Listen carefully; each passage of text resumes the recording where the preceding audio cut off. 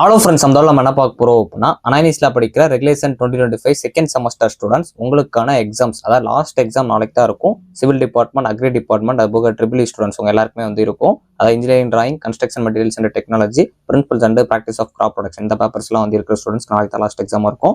So நிறைய students சொல்றது எனக்கு வந்து கொஞ்சம் பயமா இருக்கு. ஸோ எக்ஸாம்ஸ் வந்து நாளைக்கு இருக்கனால எங்களுக்கு தான் லாஸ்ட் எக்ஸாம் இருக்கனால கொஞ்சம் ஃபியரா இருக்கு. அதுபோக வந்து எப்படி ப்ரெசென்ட் பண்றேன்னு தெரியல அப்படிங்கிற மாதிரி சொன்னீங்க. நான் என்னால் முடிஞ்ச அளவுக்கு அந்த பயத்தை போக்குறதுக்கும் இந்த வீடியோல டிப்ஸ் அண்ட் ட்ரிக்ஸோட சேர்த்து சொல்றேன்.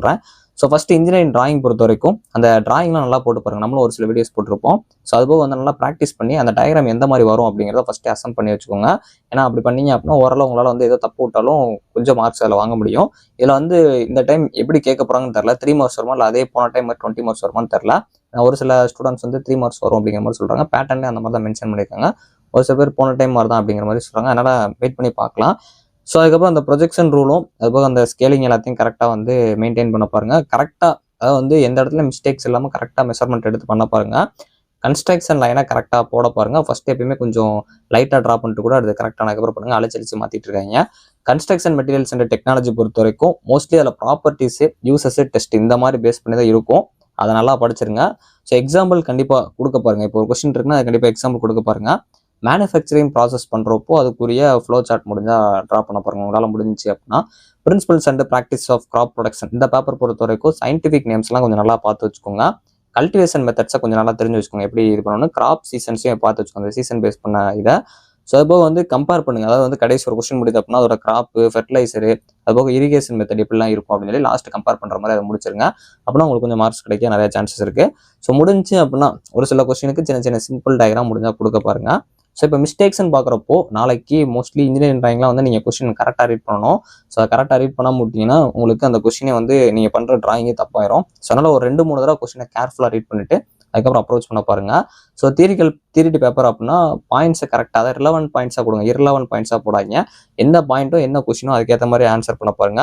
டயக்ராம் வரைகிறீங்க அப்படின்னா டயக்ராம்ல அந்த லேபிள் பண்ணுறதெல்லாம் கரெக்டாக பாருங்க. ஸோ யூனிட்ஸ்லாம் கரெக்டாக போட பாருங்க. ஸோ கொஸ்டினை ரொம்ப வாஸ்ட்டாக அதை இழுத்துட்டு போகணும் அப்படின்னு நினைக்காம கரெக்டான கொடுக்குற ஒரு கண்டென்ட் கொஸ்டினாக கொண்டு போய் பாருங்க. கொஸ்டின் நம்பர் தெளிவாக போடுங்க. ஃப்ரண்ட் பேஜில் யாரும் மிஸ்டேக்ஸ் பண்ணிடுறாங்க. லாஸ்ட் எக்ஸாம் அப்படிங்கிறனால ரொம்ப பயப்படாதீங்க. எல்லாருக்கும் எக்ஸாம் முடிச்சு நமக்கு தான் முடியல அப்படின்னு சொல்லிட்டு ஸோ முடிஞ்சளவு ஃபுல்லாக டைம் ஸ்பெண்ட் பண்ணி எக்ஸாம்ஸை முடிக்க பாருங்க. அந்த கொஸ்டினை பிளாங்க் அவுட் வராங்க. ஏதாச்சும் எழுதி வச்சுனாலும் வாங்க. ஸோ ஸ்ட்ரைக் பண்ணி எங்கேயுமே ஸ்ட்ரைக் பண்ணிடுறாங்க.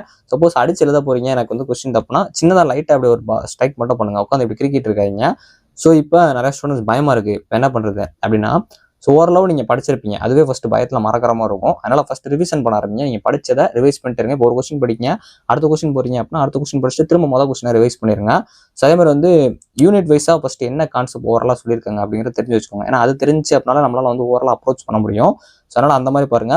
சப்கெட்டிங்ஸ் இருக்கு அப்படின்னா சப்கெட்டிங்ஸ் நல்லா பார்த்துருங்க. மோஸ்ட்லி உள்ள இருக்க கண்டென்ட்டோட சப்கெட்டிங்ஸ் ரொம்ப முக்கியம். அது மறைஞ்சுன்னா நம்மளுக்கு மார்க்ஸ் வாங்கி கொடுக்க. அதனால அந்த மாதிரி கண்டென்ட்ஸாக பாருங்க. டயக்ராமா போடுற ஸ்டூடெண்ட்ஸ் இன்ஜினியரிங் டிராயிங்ஸ்லாம் பொறுத்த வரைக்கும் மோஸ்ட்லி நீங்கள் அங்கே வச்சு ட்ரா பண்ணுறது தான். அதனால அதை கொஞ்சம் நல்லா ப்ராக்டிஸ் பண்ணுங்க. அது ஈஸியாக தான் இருக்கும். ஸோ அதே மாதிரி லாஸ்ட்டாக ரிவிஷன் கண்டிப்பாக பண்ணுங்க. என்னென்னலாம் படிச்சிருக்கீங்களோ அதை வந்து ஜஸ்ட் பார்த்து ரிவைஸ் பண்ணாமல் பார்க்காம ரிவைஸ் பண்ணுங்க. அப்படின்னா தான் உங்களுக்கு ஞாபகம் இருக்கும். ஸோ உங்களுக்கு ப்ரெசன்டேஷன் ரொம்ப முக்கியம். கரெக்டாக ப்ரெசென்ட் பண்ண பாருங்க. ஒரு கொஸ்டினுக்கு கரெக்டான டைம் யூஸ் பண்ண பாருங்க. மோஸ்ட்லி நீங்கள் பண்ணுற ப்ரெசன்டேஷனே நல்ல மார்க்ஸ் கிடைக்கும். உங்களுக்கு தெரிஞ்ச கொஸ்டின் தான் நாளைக்கு வரும். ஸோ அதனால யாரும் வந்து பயப்படாதீங்க. நீங்கள் பயப்பட்டாலும் நல்லா ஒரு ரிவைஸ் பண்ணுங்க. எக்ஸாம் ஹாலில் போய் கண்டிப்பாக ஞாபகம் இருக்கும். ஸோ இப்போ ஒரு எக்ஸாம்பிளுக்கு நீங்கள் உங்கள் கண்ணை வந்து மூடிட்டீங்க. ஸோ இப்போ நீங்கள் ஒவ்வொரு ஸ்டெப்பாக எடுத்து வச்சுட்டு இருக்கீங்க. அப்போ உங்கள் மைண்டில் வந்து நம்ம நெக்ஸ்ட் ஸ்டெப் வந்து ஒரு பள்ளத்துக்குள்ள உள்ள போகிறோம் அப்படிங்கிற மாதிரி தோணுது. அப்போ அடுத்த ஸ்டெப் வைக்கிறப்போ உங்களுக்கு கண்டிப்பாக ஒரு பயம் இருக்கும்.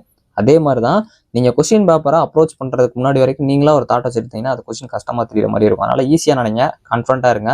கொஸ்டின் ஈஸியாக தான் வரும். லாஸ்ட் எக்ஸாம் அப்படிங்கிறப்போ ஃபுல் டைம் ஸ்பெண்ட் பண்ணுங்க. ப்ரெசன்டேஷனில் கோட் விட்டுறாங்க. இதுக்கு முன்னாடி எப்படிலாம் எக்ஸாம்ஸ் பண்ணீங்களோ அதே மாதிரி இதுலேயும் வந்து பண்ணி விட்டுருங்க. All the best. எல்லாரும் எக்ஸாம்ஸ் நல்லா பண்ணுங்க. ஸோ முடிஞ்சாலும் நம்ம இம்பார்ட்டன்ட் கொஸ்டின் அது போக நம்மளோட வீடியோஸ் எல்லாமே உங்களுக்கு ஹெல்ப்ஃபுல்லாக இருந்திருக்கும்னு நினைக்கிறேன். ஸோ இன்ஜினியரிங் டிராயிங் மட்டும் நம்மளுக்கு எப்படி பேட்டர்ன் கேட்குறாங்க அப்படிங்கிறத பார்ப்போம். ஸோ தேங்க்ஸ் ஃபார் வாட்சிங்.